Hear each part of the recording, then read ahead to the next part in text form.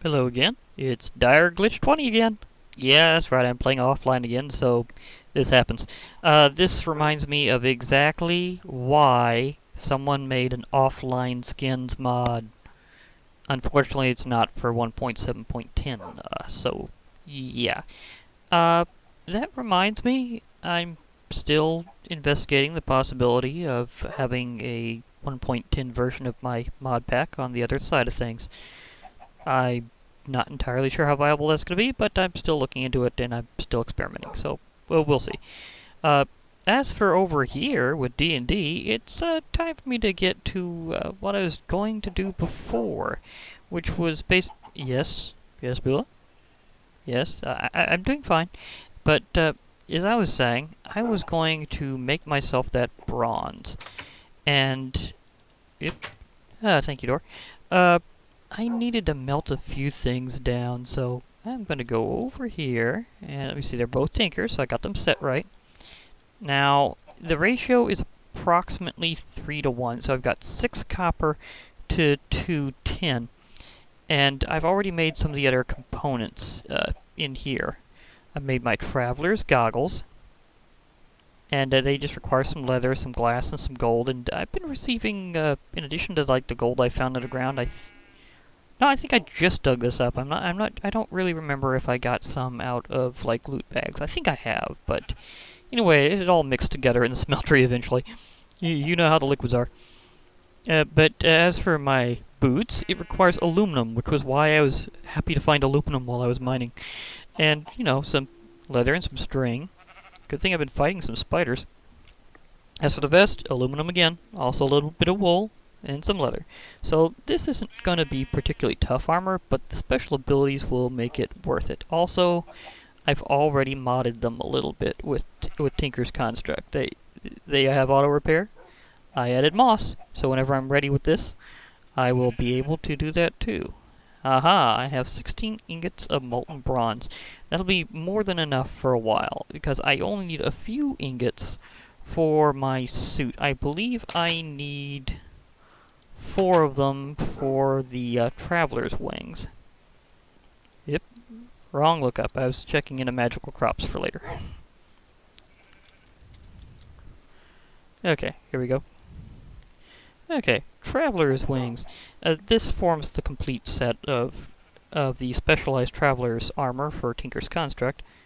But yeah, this requires some gold and some bronze and an ender pearl, and that's why I was going off that direction. In fact, I need to make sure that where did I put my... Oh yeah, that's right, I rearranged things. Silly me. I'm getting that ender pearl ready.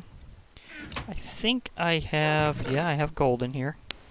Testing, testing. Okay, I had a technical difficulty here, and I'm going to try to resynchronize this and see how this works.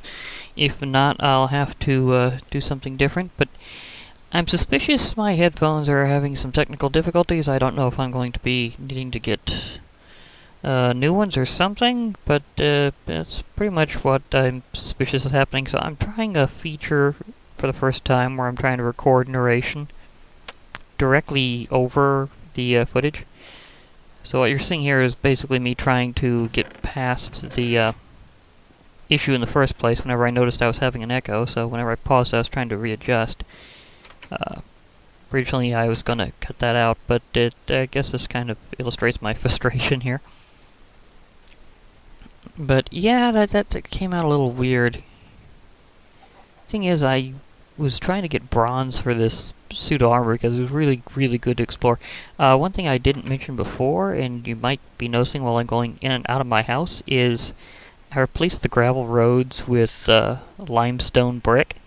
It's a part of Mine Fantasy 2, and it's just like so much limestone underground to dig through, so it comes up really easy.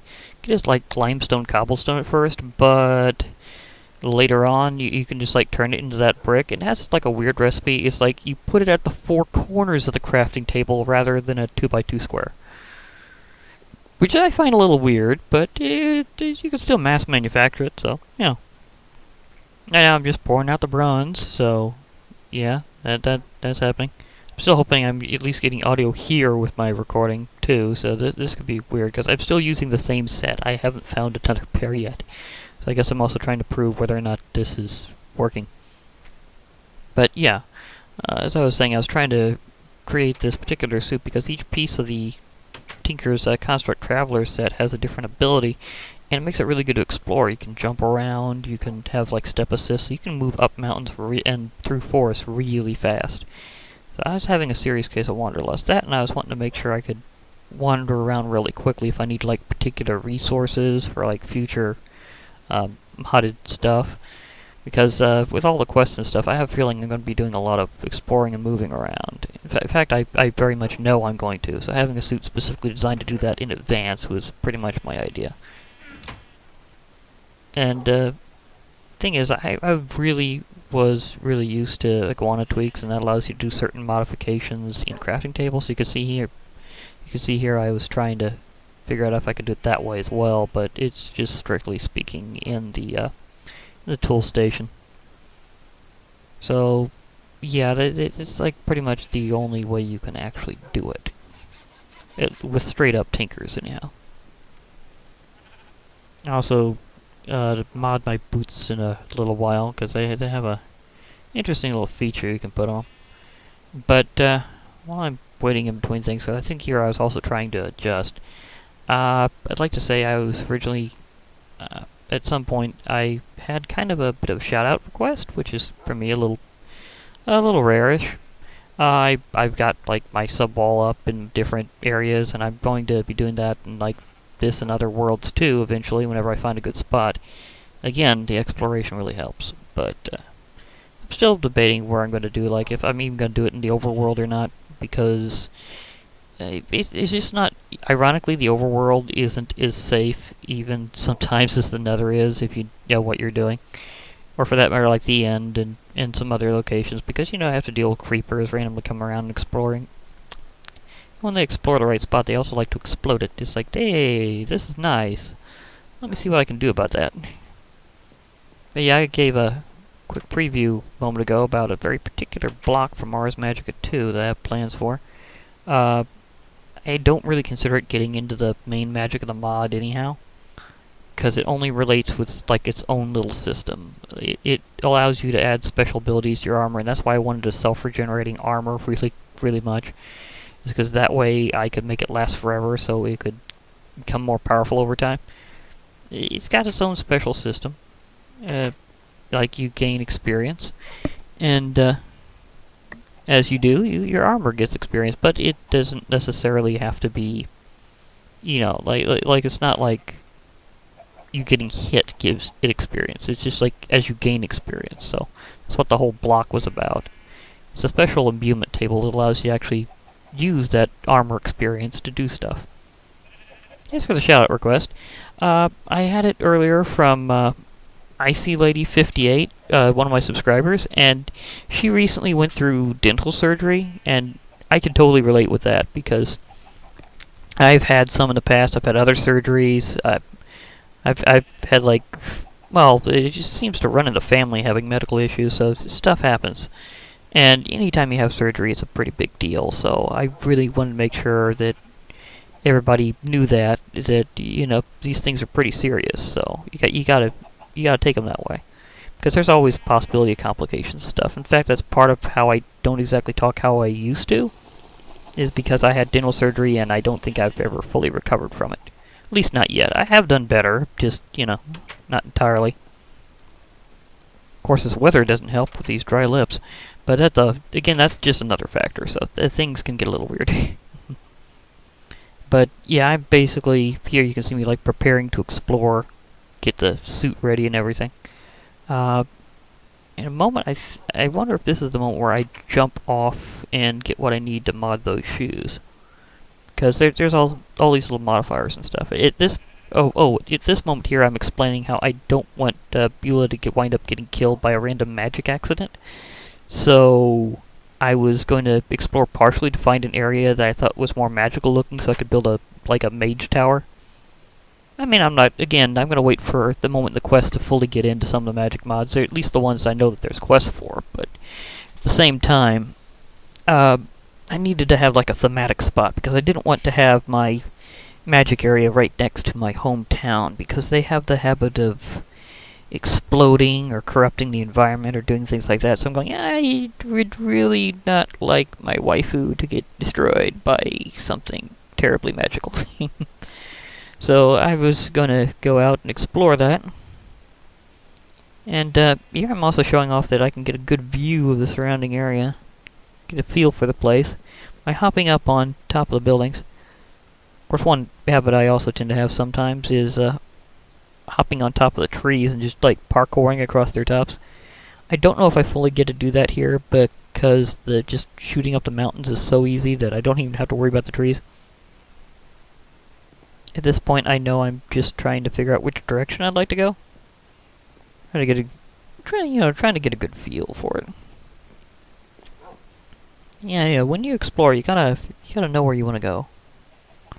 But I haven't really put on the armor yet, so right now I'm trying to remember how many bars it gives you. I know it's not really that much. Ah, here we go. I thought I was going to do it pretty soon from here, because it gives you, like, some really nice maneuverability help. You can give it, like, extra abilities further, as I was saying. No, actually it gives out pretty good armor bars. For how easy that was to craft, that was actually pretty good. Now that I'm looking at it, I wasn't really concentrating at the time, so it was good to look at it here. Now that I'm seeing it, it's actually pretty darn comparable. So, better than I thought. Which is pretty good, because this mod pack has a lot of really nasty surprises, so having really good armor early on is probably better than really trying to wait for it. I mean, sure, it's thematic, but sometimes you just really need that armor quickly, so I can see that's an even better a better way of things going than I really was originally thinking. I haven't really fought anything directly at this time with this armor on, so it's like pristine armor right now with good self-repair. So I think I remember something about the Tinker set having low durability, even though it's right here you can see it has good defense. Which I really thought it was both low defense and low durability, and the main thing was just, modifying it to be more useful. It was like more of a traveling set. But apparently it has good, like really good defense, but I still remember it not having good durability. At least in terms of what I've heard of it, so. I mean, this is my first time actually having the armor complete. Because I've done a lot of tinkering before, but for some odd reason I just never fully assembled the Traveler set. There's also like another part of it, because you've got like an extra set of equipment slots you can use with tinkers, and one of them is the glove. The glove only has, as far as I know, like one thing you can do with it. But it's really cool, because what you can do there is you can like give it haste, like really heavy haste, so that no matter what your tool is, you're gonna mine faster. I think I'm about to go over the book here. Again, a lot of stuff's kind of happening in a row, and I'm sort of recording over. I really hope this headset isn't like permanently having issues, but as long as I can at least recognize from now on when it's about to have audio issues, like when the mic is going out, but you can still like technically record otherwise, because I think it's been this differential thing where I could hear like the sounds, but my mic wasn't working, because that's when I was looking over it before for a few moments. I don't know if recording narration will like override the sound, but I know from like this moment forward, I just decided to go with the echo, because I didn't think that the echo was going to be a big deal. I didn't realize that it really meant my mic wasn't working, and that I was like just hearing my voice past the headphones. So I'm not sure what I'm going to do about that. Here in the book, I'm showing like I'm going through some of the modifiers to see if I can find what I need for more of the modifications later. I quickly discovered that most of them have to do with like potions, so I won't actually be able to do most of them until I get either like to the Nether or I find an alternative source. But of course, when you're looking for blaze rods, usually that only shows up either in the Nether, an actual Nether fortress, or in case there's like some special dungeon that's been added in, you can like fight off blazes with them sometimes. And I do believe there's some in this mod pack. I just haven't ran into them yet. I think at this exact point I'm probably also trying to readjust for the sound or something like that. It could be that I'm just pondering, because I'm trying to remember how this was going right now. I think I was just going, wait a moment. I can't do most of this stuff until I get to the nether, because I know the Eyes of Ender you're going to need blaze powder for. There is an alternate way to get that if I can find a desert, because there is these little bitty plants in the desert, and like these little bitty flowers from Thaumcraft, and you can grind them up for blaze powder. And I don't mean like with like a special grinding machine, I just mean like, just craft them. So it's no big deal. But it still won't give me the full blaze rod, so it's not like I'm gonna have like the full potion style need. But yeah, some of these modifiers are actually pretty cool whenever you get them to work later. Like you can do like, and of course in that case right there, I'm just needing like a block of slime. And no, not the vanilla one later. I mean like the Tinker's Construct congealed slime. It's like just 4 slime balls. It works as like storage, so you can get them back by just like recrafting it. So it's just like a different scale than the new vanilla ones that they started doing on 1.8. This is the modification I go through for my shoes. A couple of lily pads lets it walk on water. So like no freezing the water, you just walk on it. So you just casually just go, hey water, you're no big deal.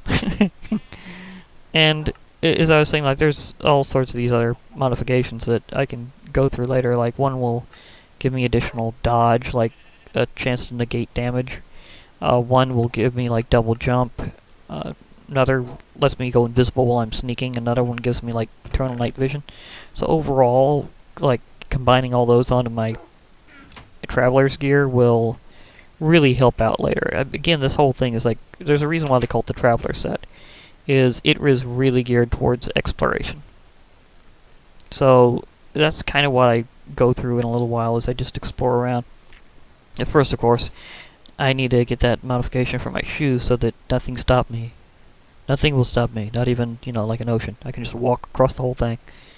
Of course, I do like using boats anyhow, and I think the boat's a lot faster. So I'll probably do that later if I'm, like, seriously going across the ocean.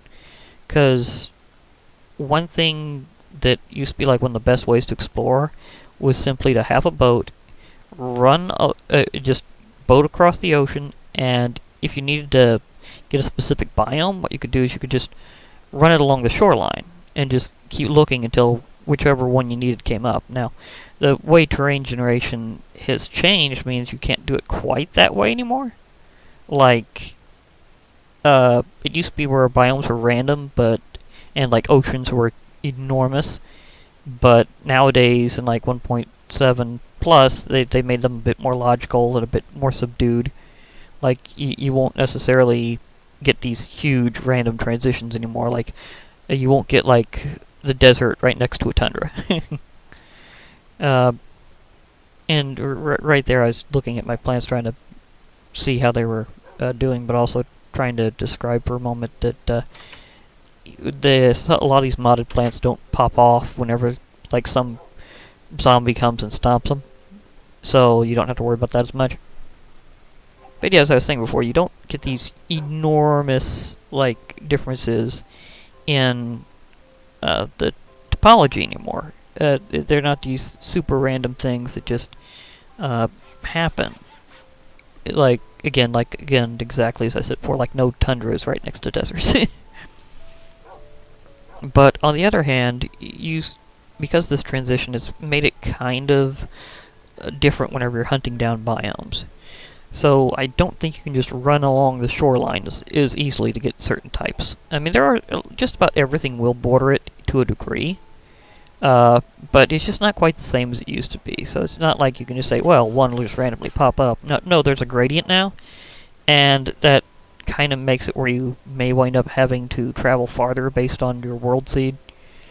Because, some of them actually still have like almost like a theme going. Like they prefer hotter or colder biomes overall, so if you're looking for one that's really different from where you spawned in, you may be having technical issues.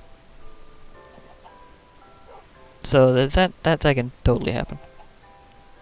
The other thing I discovered while I was doing this run is if you play offline again, that glitch I ran into before, where you have like an extra crystal ball, doesn't happen again. So I really just have like one extra one, so no like craziness like making infinite villages. It's totally not going to happen. Also, they're not craftable, so it's not like you can, like, just keep making them in the world. It's just, like, really meant to be, like, a one-time thing. Only I got it, like, 2 times. I seriously don't know what I'm going to do with that second one. I don't really want to throw it away, but at the same time, it's like, whoops! Didn't mean for that to happen. But yeah, this time I'm, here. I'm just preparing to head out.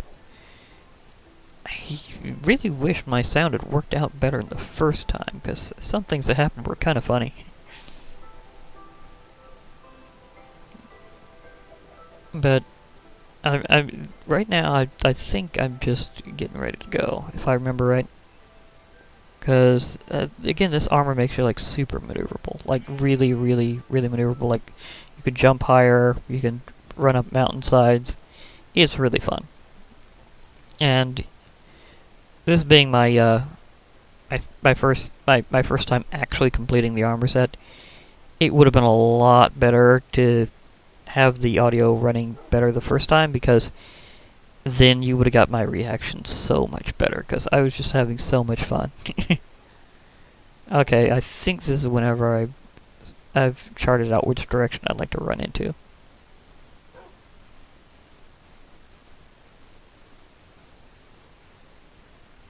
Yep, I'm taking off. Let me see, do I collect anything else major at this time, or do I do that off camera? Because I know that I picked up some more moss at some point later, just so I could have, like, more auto repair later, and not just on the armor, but also on, like, other Tinker's tools, because I'm going, you know, this is, like, one of my favorite modifiers, because it just keeps repairing itself over time. It's just, like, so useful.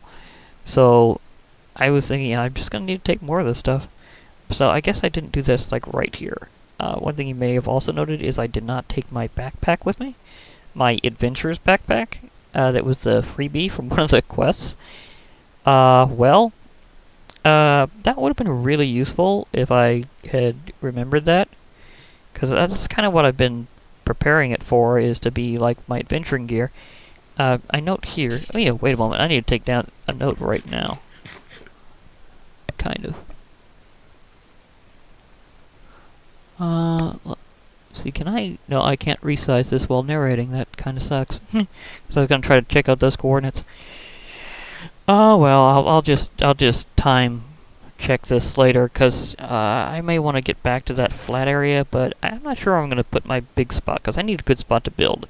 I might be instead going up to either that slime island or another one nearby, because building in the sky gives you a lot of room to work with.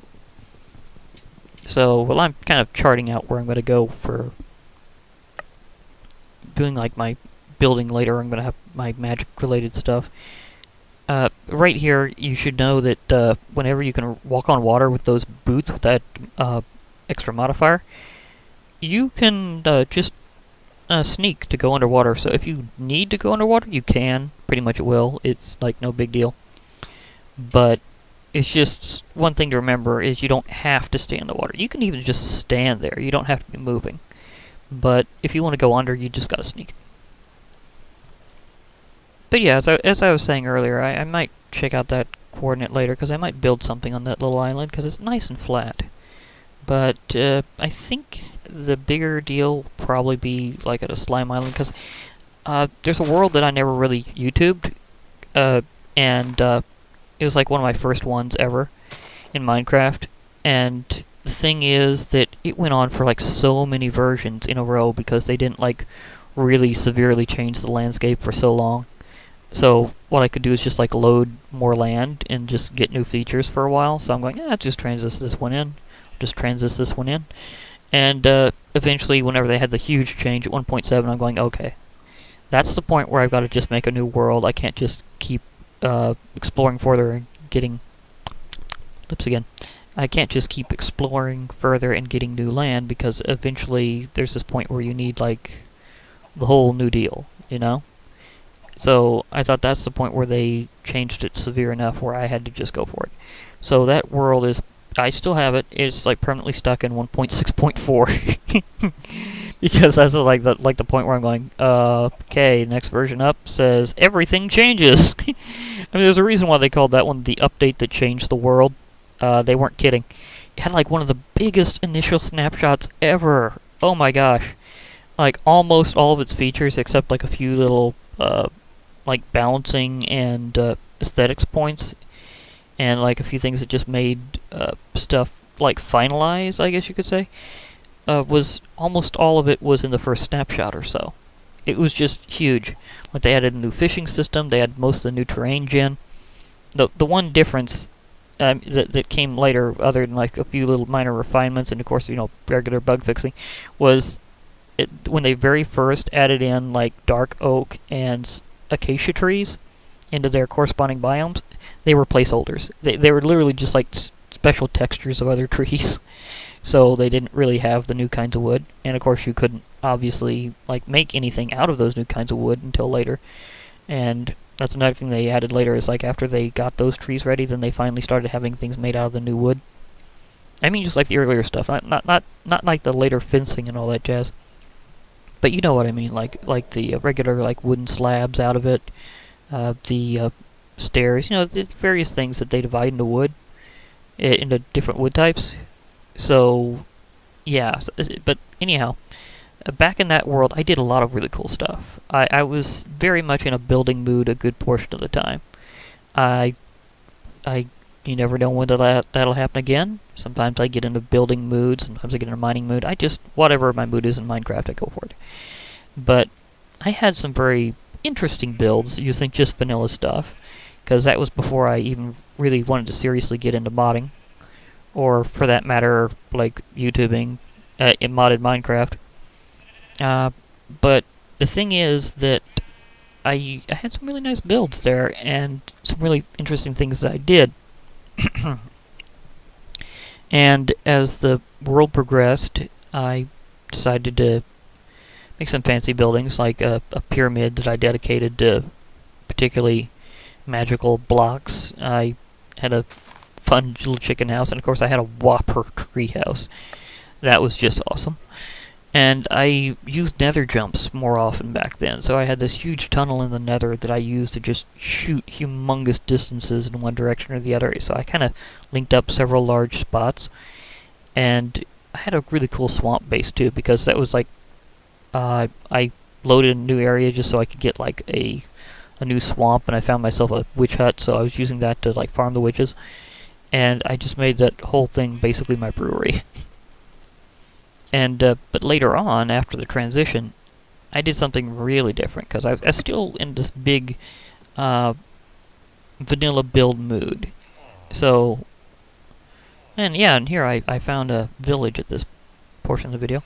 But yeah, I was still in a very vanilla build mood, and whenever 1.8 added those new stone blocks, I really felt like, I got to see what I can do with these. So I created this gorgeous sky garden, using mostly like polished diorite to make like the trimming and like the base support and all that. And so I had this enormous like hanging Gardens of Babylon sort of deal going there. I think I even had like actual hanging vines and stuff. And I think I might do that again. I might have a sky garden. Now, right here, I discovered that there has been an incident in the world. Someone has exploded a wide area. Or quarried it or something. There's this huge hole. And then I read these signs, which I may have to do again later, because, again, audio issues.